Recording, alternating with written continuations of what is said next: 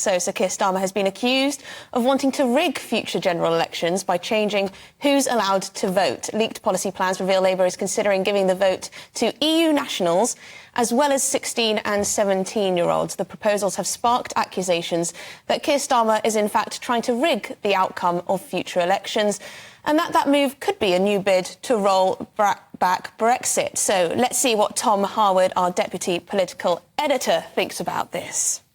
It's a really interesting proposal, and it's unusual in the sense that this is actually one of the election pledges on which Sir Keir Starmer stood back in 2020 that he's actually sticking by. If we remember back to that leadership election and the 10 pledges that Sir Keir Starmer made, whether it was to abolish tuition fees or nationalise mail, rail and the rest of it, and keep free movement with the European Union, he's U-turned on every single one of those pledges, apart from this one, this leaked document reveals. And this is to give those with so-called settled status in the United Kingdom the right to vote in general elections. The Scottish Parliament has already done this. So in Scotland, if you're a migrant who hasn't become a citizen of the United Kingdom, you can still vote in those devolved elections, but you can't in general elections. And that would be the change that the Labour Party would make if this leaked document becomes the actual policy prospectus for the Labour Party. Those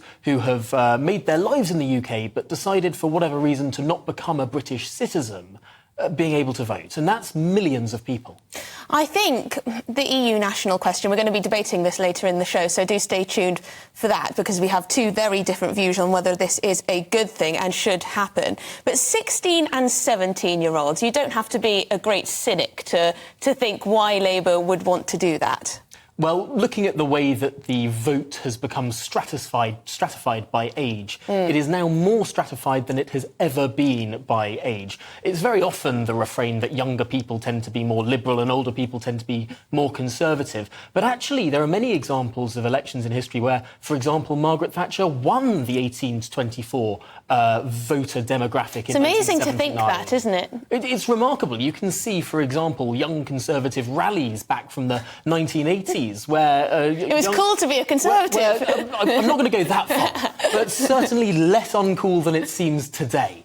And so it is interesting that as voting has become more stratified by age, we've seen left-wing parties lean into this idea of lowering the franchise to a relatively arbitrary figure. Of course, it's interesting because in almost every other element of life, 16-year-olds and 17-year-olds have got fewer rights.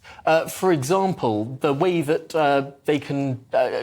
you now have an expectation to stay in full-time education or training in a way that you could... that did not exist only a few years ago. People used to leave school at 16. Now that's a lot harder to do. You can't actually be an adult now at the age of 16, 17. You can't. You can't be in full-term employment. And you can't get married anymore at that age either. There are so many different elements that we've been hearing, and whether it's about these proposals to raise the smoking age to beyond 18 or change the way that someone can achieve a driving licence until the age of 25. There's so many different elements of life. We've been saying that children should have fewer rights and that younger people should have fewer rights, apart from this one. And it does seem that there's a striking inconsistency there.